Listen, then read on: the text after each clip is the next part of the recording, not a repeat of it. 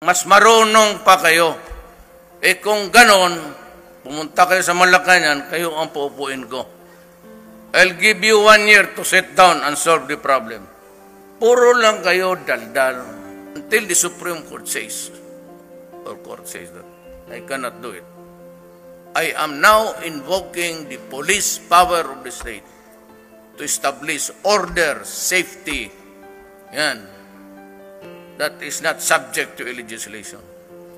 The president can order, the mayor can order, the barangay can order, can issue regulations to protect public health, public safety, public order, and to protect the general welfare of it. Ano naman itong mga kumakalat at mga nag-iimbita kayo ng mga House Duterte dahil sinabi nyo sa Facebook siya nabuo at sa Facebook nyo siya sa pababagsakin. Sa panahong ganito, yan pa ang maiisip ninyo. Sus Mariosep, ano bang klase? Where are you coming from? Ano bang talagang ugali? Ang hirap tulungan ng Pilipino. Grabe. Kaya kung minsan si Presidente gusto mo nang hatakin eh. Hatakin na, Mayor, halika na, hayaan mo na yung mga Pilipino na yan. Eh, pagka ganun, baka ikaw pa batukan nun eh, dahil mahal niya talaga ang mga Pilipino eh. Kahit na anong pambabastos, kahit na anong pambabatikos, kahit na anong pinaplano niyong pabagsakin siya, at pinanalangin niyo pang mamatay, wala, ang sagot niya pa rin, mahal ko yung mga Pilipino eh. O kaya yun? Sabi.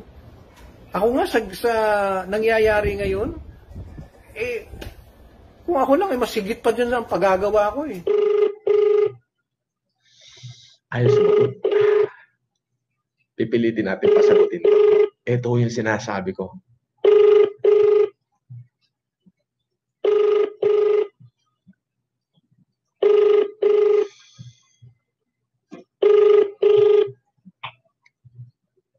Ibo?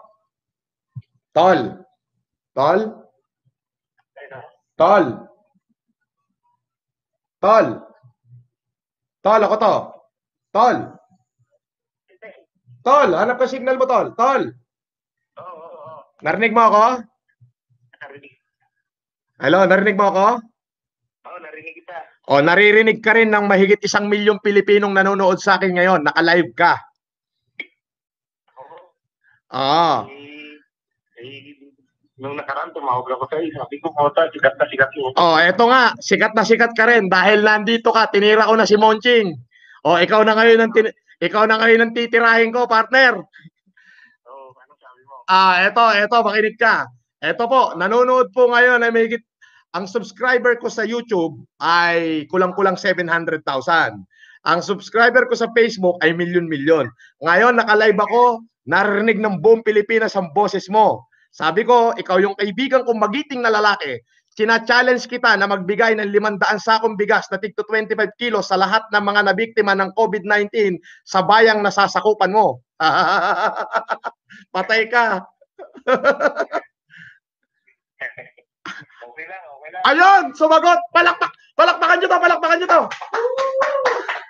Are, ayan po, narinig nyo po yung boses ng aking kaibigan. Ayan po siya, yan po si Francis Murillo. Napakabuting tao ho niyan. Yan ho ang kasama ko noong pa sa pag-humanitarian. Kaya ho itong taong ito, Diyos ko, itutulak ko itong maging politiko.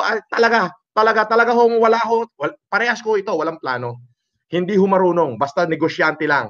Ito po yung kaibigan ko, nakasama ko sa hirap at ginhawa, kasama ko sa lahat ng pag-humanitarian. Sumasagot po, bayan ng Sultan Kudarat, lalawigan ng Sultan Kudarat.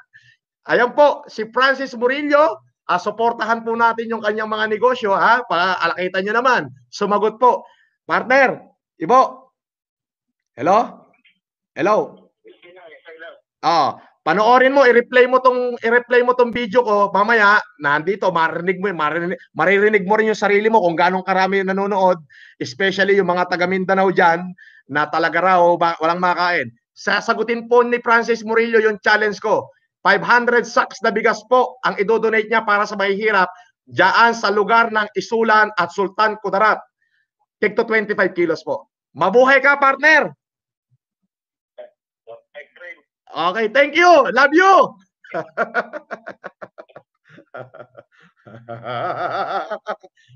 Call agad. 500. Call agad siya. Pero nandito po tayo ngayon sa aming studio at ito po at dito nagpapake yung mga nagpapak ng ating relief goods na patulong sa ating mga kababayan. Ito yan po yung mga naipake na. Yan. At naghahakot pa sila doon sa may likod. Yan.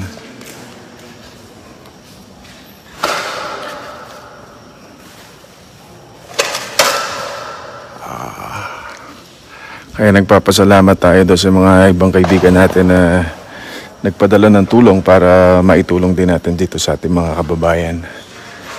Po. At pa merong instant QMI noodles. Hindi ko pa natikman yan pero masarap naman daw yan. Ito, MJ rice, Royal Ship rice, yan. Thai white rice. Ito, meron pa dito sa likod. Ayan. Fiesta. Ayan. Yan po yung mga ano natin. Ito pa. Diyan. Dun. Ito po ay hindi po sa kagaya ng narinig ko na it's fraud. Totoo po yung sabi ni Idol Rapi, mag-ingat po tayo sa fraud. Kasi marami nga po talagang gumagamit yan at mabiktima tayo. Kami po ay wala po kaming binabanggit na pwede nang magbenta o bumili na kayo. Wala po. Ito po ay sinusulong ko para voluntary na tulungan natin yung mga talagang unahin natin mga frontliners natin dyan dahil sila na po mismo nagre-request officially from Camp Crame po. Mga general nga po ang pumupunta doon. Yung 2 email na ngayon hinihintay pa namin para sa attachment, para sa maagang lifting ng cease and desist order kasi naka-seal po yung gamot. Hindi po nila pwedeng gawin. Ako nga magpapaturok Kaya hindi po nila pwedeng gawin kasi magbabiolate sila sa batas. So ito po yung inaayos namin na hopefully ma-actionan ngayong araw na ito. Ito po yung mga attachment. Andito na po yung sulat ni Dr. Pabunan, request for lifting ng cease and desist order. Kasi po nag-aalangan na yung mga taga-Crame na patagalin pa ito. Naku po, wag naman sana na nakikita nila na may mga madidisgrasya mga frontliners natin. Kawawa naman po. Kawawa positive naman po COVID-19. Yan po. Positive COVID-19.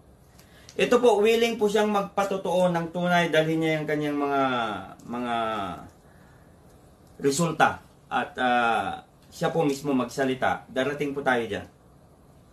Alright, alright, alright.